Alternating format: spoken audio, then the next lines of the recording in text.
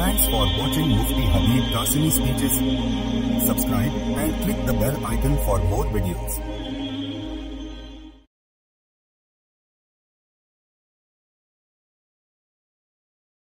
আলহামদুলিল্লাহি ওয়াসসালাতু লিওয়ালিহা। সম্মানিত সুধী, আসসালামু আলাইকুম ওয়া রাহমাতুল্লাহি ওয়া বারাকাতুহু ওয়া আসাদাল্লাহু আওকাতাকুম বিকুল্লি খাইর। فقد قال الله تبارك وتعالى فأعوذ بالله من الشيطان الرجيم يا أيها الذين آمنوا لا تدخلوا بيوتا غير بيوتكم حتى تستأنسوا وتسلموا على أهلها ذلكم خير لكم لعلكم تذكرون। আল্লাহ তাআলা মুমিনদের মুখাতাব করে তাদের সম্বোধন করে বলেন যে নিজেদের বাড়ি ছাড়া অন্য কারো বাড়িতে প্রবেশ করো না যতক্ষণ না তোমরা অনুমতি পাচ্ছ, এবং যেখানে প্রবেশ করতে চাইছো সেই বাড়িওয়ালাকে সালাম করবে। এটাই তোমাদের জন্য ভালো, যাতে করে তোমরা এর দ্বারা উপদেশ গ্রহণ করতে পারো। তো এখানে আজকে টপিক হচ্ছে খাতনা, সালাম, মুসাফাহা, মুআনাকা। এই খাতনা, আমরা তো শৈশবেই বাচ্চাদেরকে খাতনা দিয়ে থাকি। এটা এখন প্রশ্ন হচ্ছে যে প্রাপ্তবয়স্ক হওয়ার মুসলমান হলে কি খাতনা করা জরুরি? কোন একজন যদি প্রাপ্তবয়স্ক হয় তারপরে সে মুসলমান হচ্ছে, এখন কি তার জন্য মুসলমান হওয়ার জন্য কি খাতনা করতে হবে, নাকি এই বিষয়ে কিছু রুখসাতি পেহলু বা ছাড় রয়েছে? এই মশলা সম্পর্কে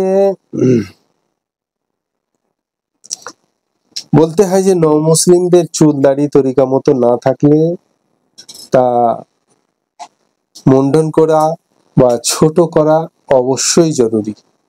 ইসলামে প্রবেশ করলে পরিপূর্ণরূপে প্রবেশ করা উচিত। ইয়া আইয়ুহাল্লাযীনা আমানু উদখুলু ফিস-সিলমি কাফা। যেভাবে অপারেশনের সময় গুপ্ত স্থান খুলতে হয়,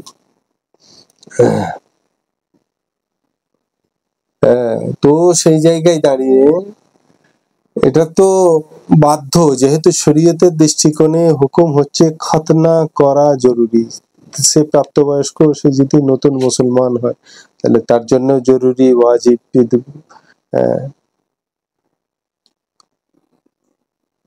মানে খেসাল যেটা ছটা বলা হয়েছে তার মধ্যে একটা খাতনা করা। একটা মুসলমান খাসলত কি হবে সেই প্রেক্ষিক একটা হচ্ছে খাতনা করা। খাতনা করাটা ইসলামে অবশ্যই জরুরি।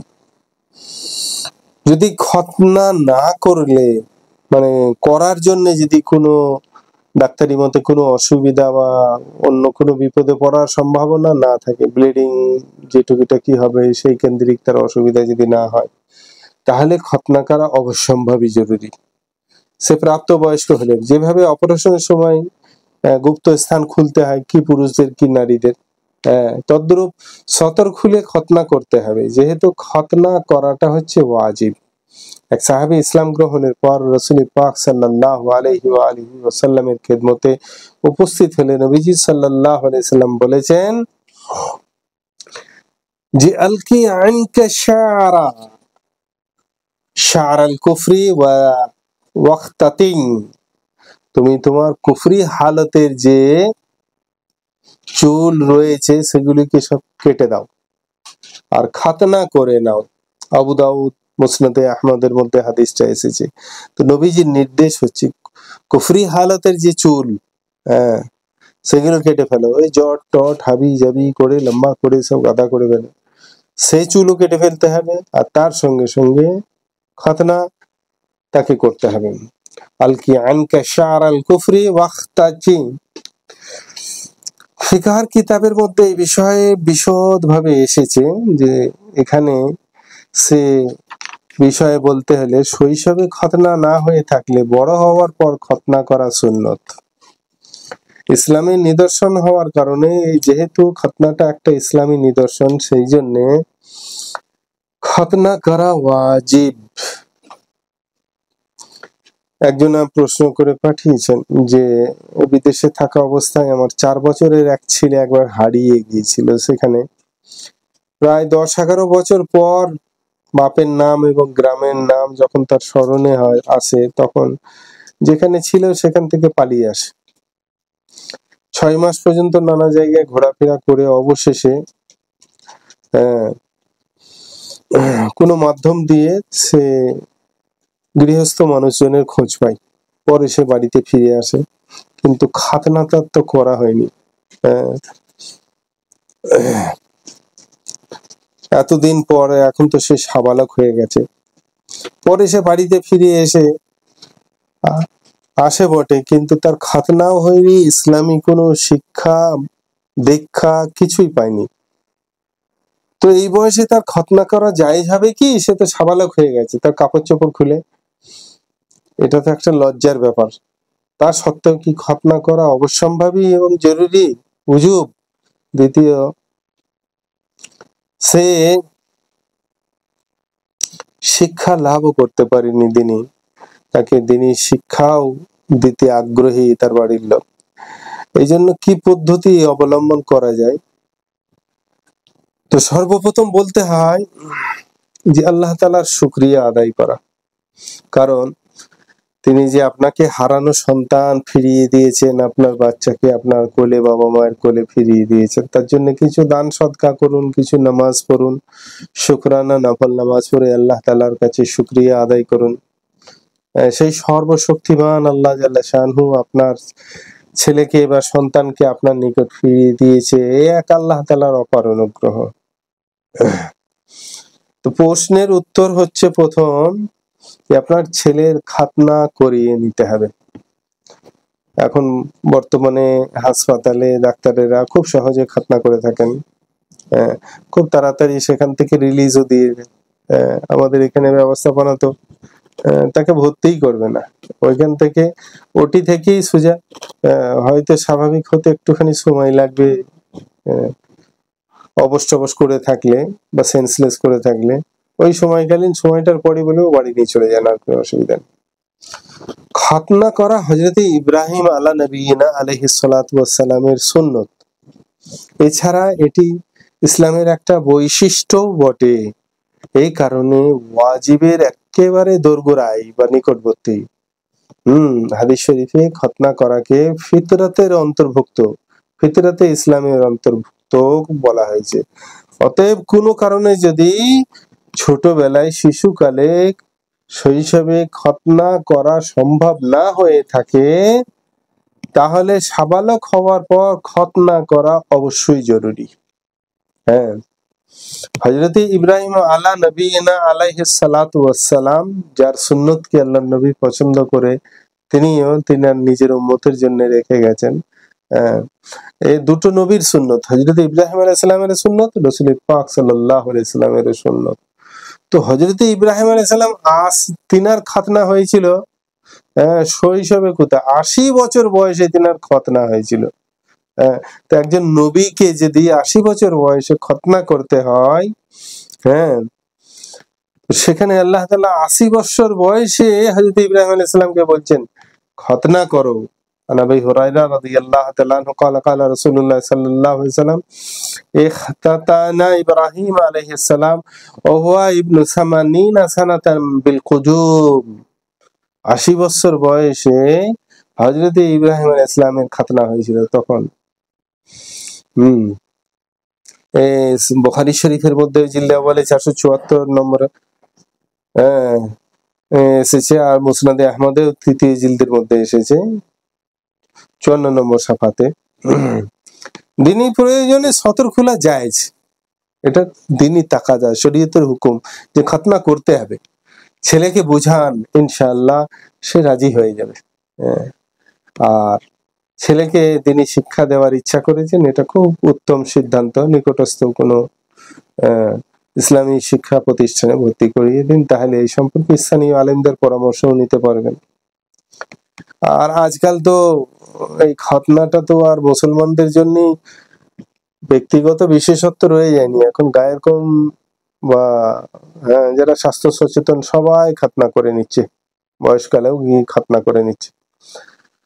এখন বিষয় হচ্ছে, তো খতনার বিষয় গেল, দ্বিতীয় বিষয় হচ্ছে সাক্ষাতে সালামের বিষয়। মুসলমানদের পারস্পরিক সাক্ষাতের সময় সালাম দেওয়া সুন্নত, আর একজন সালাম করলে অন্য জনের উপর উত্তর দেওয়া ওয়াজিব। এই মশালা তো আমরা সকলেই জানি, কিন্তু মজলিস শেষে যাবার সময় সালাম দেওয়া সম্পর্কে কোন হাদিস? হ্যাঁ, বিদায়ের সময় সালাম করা জরুরি ও সুন্নত নয় যদি কেউ বলে থাকে, তাহলে এটা কুসংস্কার বলে যদি কেউ আখ্যায়িত করে থাকে, তাহলে হ্যাঁ, এটা একটা তার অজ্ঞতার পরিচয়। বিদায়ের সময় সালাম করে যাওয়া আমাদের অভ্যাসে পরিণত হয়েছে। এটি অসৌজন্য বলে মনে হয় যে প্রথমবার সালাম করলাম অথচ বিদায়ের সময় সালাম না করেই চলে গেলাম। তো এই বিদায়ের সময় সালাম করা কি এটা বেদাত না কুসংস্কার না সুন্নত, কি জিনিস? সাক্ষাতের শুরুতে যেমন সালাম করা সুন্নত, প্রথম সাক্ষাতে যেমন সালাম করা সুন্নত, তেমনি বিদায়ের সময় সালাম করাটাও সুন্নত। হাদিস শরীফের মধ্যে এসেছে, ইজা জা আহাদুকুম ইলাল মাজলিস ফাইন কামা ফালিয়ুসাল্লিমু ফাইনাল উলা লাইসাত আহাক্কু মিনাল আখার। এই সাক্ষাতের সালাম আর বিদায়ী সালাম, এটা কোনোটা কাউরির থেকে কম গুরুত্বপূর্ণ নয়, দুটোই একই গুরুত্ব রাখে। তো সেই জন্য যেমন সাক্ষাতের শুরুতে সালাম করবে, তেমন বিদায়ের শুরুতেও সালাম করবে। রাসূলুল্লাহ সাল্লাল্লাহু আলাইহি সাল্লাম বলেছেন, তোমাদের কেউ মজলিসে উপস্থিত হলে সালাম করবে, আর মজলিস থেকে উঠে বিদায়ের সময়ও সালাম করে বিদায় নেবে। উভয় অবস্থায় সালাম করাটা সকলের জন্য সুন্নত। উভয় সালামের মধ্যে একটি উত্তম অপরটি অনুত্তম এমন নয়, এটা নবীজি সাল্লাল্লাহু আলাইহি সাল্লাম মানে পুরোপুরি ভাবে আল্লাহর নবী সাল্লাল্লাহু আলাইহি সাল্লাম জানিয়ে দিয়েছেন। আর মুসলমানদের পারস্পরিক সাক্ষাতের সময় মুআনাকা করা উচিত নাকি মুসাফাহা করা উচিত? দুজন মুসলমান পারস্পরিক সাক্ষাতের সময় মাথা নত করবে নাকি মাথা নত না করি মুআনাকা ও মুসাফা করবে? কোনটি সুন্নত, মুআনাকা নাকি মুসাফা করা? আরবের লোকেরা এইভাবে করে থাকে। তো দুই মুসলমানের সাক্ষাতের সময় মুআনাকা ও চুম্বন এই সমস্ত করবে না। একটা মুসলমান আর একটা মুসলমানের সময় সাক্ষাৎ হলে যে মুআনাকা বা চুমু খাওয়া এটা করবে না, বরং শুধু ইচ্ছা হলে মুসাফাহা ও সালাম করবে। কি করবে? সালাম মুসাফা। মুআনাকা কেবলমাত্র কেউ বাইরে থেকে সফর সেরে বাড়ি ফিরেছে, প্রথম সাক্ষাৎ হচ্ছে, ঠিক আছে চলো তার সঙ্গে মুআনাকা করবে। হ্যাঁ, আর সাধারণ অবস্থায় একে অপরের সঙ্গে মুআনাকা করা, রাস্তার মাঝখানে সারাদিনে বারংবার সাক্ষাৎ হচ্ছে আর তারপরে জড়িয়ে ধরা, না।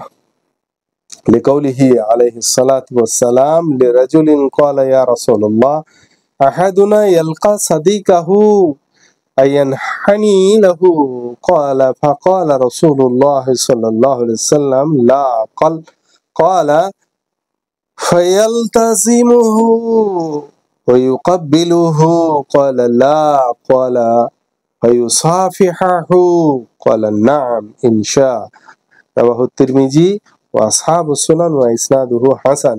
তো সেই জন্য সাক্ষাৎ হলে মুআনাকা করবে, গালে মাথায় কপালে চুমু খাবে, এইরকম নয়, আরবিয়ানরা করে থাকে। বরং সাক্ষাৎ হলে কি করবে?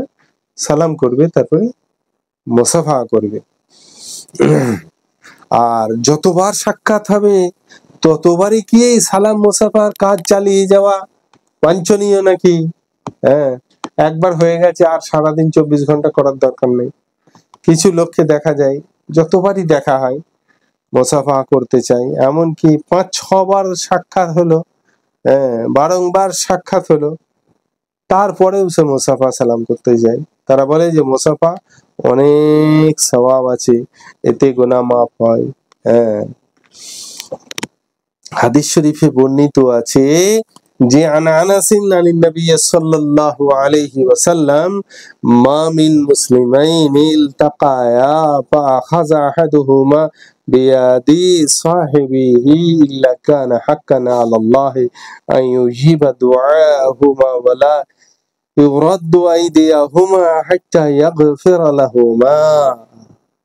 হ্যাঁ, রাসূলুল্লাহ সাল্লাল্লাহু আলাইহি ওয়াসাল্লাম বলেন, দুই মুসলমান সাক্ষাৎ হলে যদি তারা মুসাফাহা করে তাহলে আল্লাহ অবশ্যই তাদের দোয়া কবুল করেন এবং তাদের গুনাহ কি করেন, মাফ করে দেন। মাজমাউজ জাওয়ায়েদের মধ্যে এসেছে।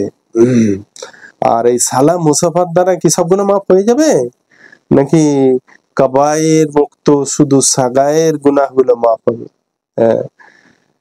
শুনেছি কাউরির অভিব্যক্তি যে দুইজন মুসলমান যদি সাক্ষাতের সময় সালাম মুসাফা ও দোয়া করে তাহলে উভয়ের গুনাহ মাফ হয়ে যায়। এই কথা কি সঠিক? এই প্রশ্নের উত্তরে এটাও স্পষ্ট হতে চাইবে সবাই যে এতে কি কবিরা গুনাহ মাফ হয় নাকি সগীরা গুনাহ মাফ হয়। তো হাদিস যেটা শোনা গেছে তা সঠিক হাদিস। দুইজন মুসলমান সাক্ষাতের সময় পরস্পর সালাম মুসাফাহা ও দোয়া করলে ইয়াগফিরুল্লাহু লানা ওয়া লাকুম, তাহলে তাদের সকলের উভয়ের আর কি, যারা দুজনা মুসাফাহা করছে তাদের এই দোয়া সম্বলিত মুসাফাহা ইয়াগফিরুল্লাহু লানা ওয়া লাকুম, তাদের সগীরা গুনাহ মাফ হয়। আর এটা সবাই জেনে রাখেন যে কবিরা গুনাহ তওবা ব্যতি রেখে কখনো মাফ হয় না। ইল্লা মান তাবা ওয়া আমানা ওয়া আমিলা আমালান সালিহান ফাউলাইকা ইউবাদদিলুল্লাহু সাইয়্যাতিহিম হাসানাত। তো সেই জন্য বড় গুনাহ তো তওবা ব্যতি রেখে মাফ হবে না। এমনকি আল্লাহ তাআলা এত পছন্দ করেন গুনাহের পরে তওবা, ফাউলাইকা ইউবাদদিলুল্লাহু সাইয়্যাতিহিম হাসানাত, শুধু তাকে মার্জনা করবেন তাই নয়, তার পরিবর্তে গুনাহ সমপরিমাণ আল্লাহ তাআলা সওয়াব তার জন্য অবধারিত করবেন। আন আনাসিন ক্বালা ক্বালা রাসূলুল্লাহ সাল্লাল্লাহু আলাইহি ওয়াসাল্লাম মা মিন মুসলিমিন ইলতাকা আহাদুহুমা বিয়াদি সাহিবিহি ইল্লা কানা হাক্কান আলাল্লাহি আন ইয়াকবিলা দুআহুমা ওয়া লা ইউফাররিকু বাইনা আহাদিহিমা হাত্তা ইয়াগফিরা লাহুমা। রাওয়াহু তিরমিজি ওয়া আবু দাউদ ওয়া ইসনাদুহু হাসান। তিরমিজি আবু দাউদ শরীফের মধ্যে হাদিসটা এসেছে যে একজন মুসলমান আর একটা মুসলমানের সঙ্গে যখন সাক্ষাৎ হয় এবং তারা উভয়ে সালাম করে যখন মুসাফাহা করে এবং একে অপরকে দোয়া দেয় ইয়াগফিরুল্লাহু লানা ওয়া লাকুম, তো আল্লাহ তাআলার উপরে এটা অবধারিত,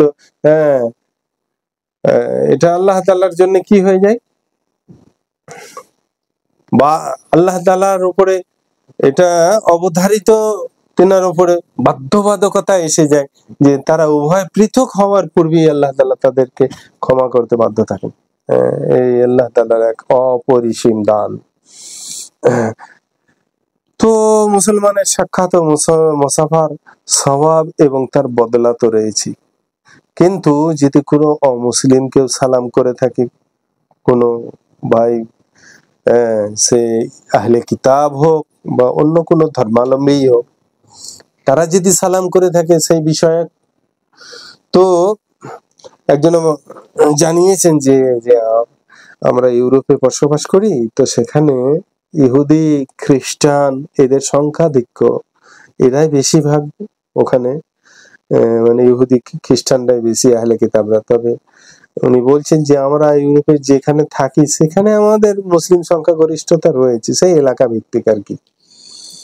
সেখানে আমাদের ইহুদি খ্রিস্টানরা মুসলমানের মতো আমাদেরকে সালাম করে থাকে। কারা? ওই আহলে কিতাবরা আমাদেরকে মুসলমানদের মতো সালাম করে থাকে, আসসালামু আলাইকুম। ইহুদিরাও মুসলমানদেরকে এরকম সালাম করে, খ্রিস্টানরাও করে। তো উনি জানতে চেয়েছেন যে আমাদের মধ্যে তাদের সালামের জবাব দেয়া আবশ্যক কিনা, জরুরি কিনা। জরুরি হলে কি বলে দিতে হবে, এই বিষয়ে জানতে চাইলে মুসলমানকে মুসলিম যদি সালাম করে, একটা মুসলমানকে যদি কোনো আহলে কিতাব হোক কি অন্য কোনো ধর্মাবলম্বী মানুষই হোক যদি সালাম করে, তাদের সালামের উত্তর দিতে হলে পূর্ণ ওয়ালাইকুমুস সালাম এটা না বলে শুধু ওয়ালাইকুম বলবে।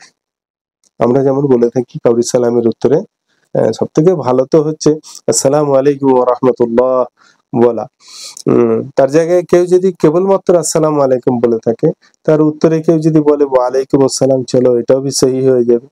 কিন্তু অমুসলিম কেউ যদি ইহুদি, খ্রিস্টান, আহলে কিতাব বা সাধারণ অন্য কোনো ধর্মের বিশ্বাসী মানুষ যদি সালাম করে, তাহলে সেই সালামের উত্তর দেবে, কিন্তু ওয়ালাইকুম আসসালাম বলবে না, বলবে কি ওয়ালাইকুম। হ্যাঁ, হযরত আনাস রাদিয়াল্লাহু তাআলা আনহু থেকে সহিহ মুসলিম, সুনানে নাসাই অন্যান্য হাদিসের কিতাবে এটাই বর্ণনা এসেছে। আর অমুসলিমদের সালামের যে পদ্ধতিতে সালাম দেওয়া হবে, অনেক সময় কি হয়, মুসলমানদেরকে তারা সালাম দেয়, আর অমুসলিমকে সালামের উত্তর, সালাম না দিলে ক্ষেত্র বিশেষে আদব বলে যদি উত্তর সম্বোধন করা হয়, তাহলে তারা অসন্তুষ্ট হয় যে উত্তর দিলেন না আপনি আমাকে, ওয়ালাইকুম আসসালাম বললেন না, আপনি আমাকে শান্তির প্রার্থনা জানালেন না, অসন্তুষ্ট হয় আদাব বললে, মেনে নিতে পারে না। ওরাও চায় যে আমাদেরকে উত্তরে ওয়ালাইকুম আসসালাম বলুক, অসন্তুষ্ট হতে পারে আদাব বললে। এরকম ক্ষেত্রে যদি বিশেষ কোনো প্রয়োজন থাকে, তাহলে কি তাকে সালাম দেওয়া জায়েজ হবে? হ্যাঁ, তো অমুসলিমকে সালাম, প্রথম সালাম করা তো এটা বিল ইত্তেফাক মাকরুহ, সর্বজনীন।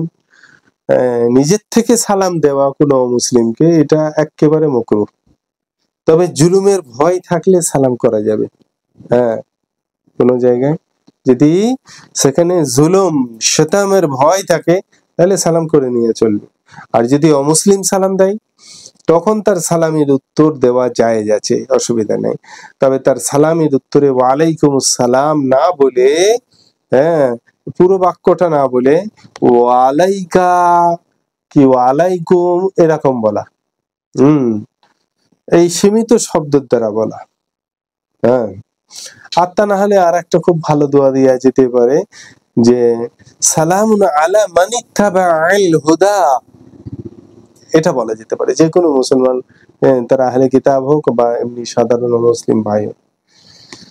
হযরত আব্দুল্লাহ ইবনে মাসউদ রাদিয়াল্লাহু তাআলা আনহু থেকে প্রমাণিত আছে যে তাকে এক অমুসলিম সালাম দিয়ে যাওয়ার সময় হযরত আব্দুল্লাহ ইবনে মাসউদ রাদিয়াল্লাহু তাআলা আনহু অমুসলিমের সালামের উত্তর প্রদান করেন। আমাদের ইমাম আযম রাহমাতুল্লাহ আলাইহি থেকে এরূপ বর্ণনা এসেছে। আনাস ইবনে মালিক রাদিয়াল্লাহু তাআলা আনহু قال قال رسول الله صلى الله عليه وسلم سلم عليكم أهل الكتاب فقولوا وعليكم, ব্যাস। হ্যাঁ, কোন কি আহলে কিতাব মুসলিম কেউ যদি সালাম দেয়, তার উত্তরে কি বলবে? ওয়ালাইকুম, এইটুকু বললেই হবে। আর অথবা আর একটা খুব ভালো দোয়া দেয়া যেতে পারে, যদি আল্লাহ তাআলা তার প্রতি সদয় হয়, সালামুন আলা মান ইত্তাবাআল হুদা, যে হেদায়েতের অনুসারী হবে, কলমার ছায়া তলে আসতে চাইবে, তার প্রতি শান্তি বর্ষণ হোক, তার প্রতি আল্লাহ তাআলার সালামতি বর্ষণ হোক, এই দোয়া দেয়া যেতে পারে। আর একটা বিষয় হচ্ছে, বাপ মা, আসাতেজায়ে কেরাম, শিক্ষক, মুর্শিদ, বুজুর্গানে দ্বীন, পীর আউলিয়ায়ে কেরাম, এদের হাত চুমু খাওয়া, হাতে চুমু খাওয়া, এই বিষয়ক হাদিসে এসেছে, জেনে রাখাও ভালো। কিছু লোক পীর মুর্শিদ উস্তাদের হাতে চুমু দেয়, এরকম ভাবে নিজের বাপ মায়ের হাতেও চুমু করে, এটা শরীয়তের দৃষ্টিকোণে এটাও জেনে রাখা ভালো। হাদিস শরীফে বর্ণিত, হযরত আব্দুল্লাহ ইবনে উমর রাদিয়াল্লাহু তাআলা আনহু রাসূলুল্লাহ সাল্লাল্লাহু আলাইহি ওয়াসাল্লামের হাতে চুমু দিয়েছিলেন। কে? হযরত ওমরের বেটা, নবীজির শ্বশুর কে হন? হযরত ওমর রাদিয়াল্লাহু তাআলা আনহু। আর তিনার ছেলে কে হবে? শালা বাবু।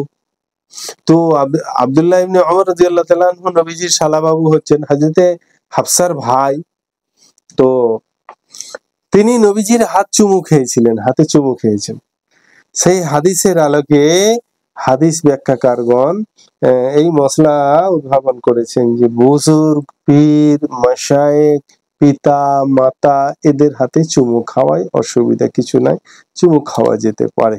যেহেতু আল্লাহ নবী সাল্লাল্লাহু আলাইহি ওয়াসাল্লামের শালা বাবু নিজের ভগ্নিপতির হাতে চুমু খেয়েছিলেন। তো সেই জন্য যে কেউ গুরুজনদের, উস্তাদ হোক, মুর্শিদ হোক, পীর হোক, নিজের আব্বা মা হোক কি বড় ভাই হোক, তাদের হাতে চুমু খাওয়া এটা শরীয়তের দৃষ্টিকোণে সঙ্গত। ফুকাহায়ে কেরাম, মুহাদ্দিসিনে কেরাম এই বিষয়ে অনুমতি প্রদান করেন। ওয়া আখিরু দাওয়ানা আলহামদুলিল্লাহি রাব্বিল আলামিন ওয়া সলাতু ওয়াস সালামু আলা রাসূলিহিল কারীম।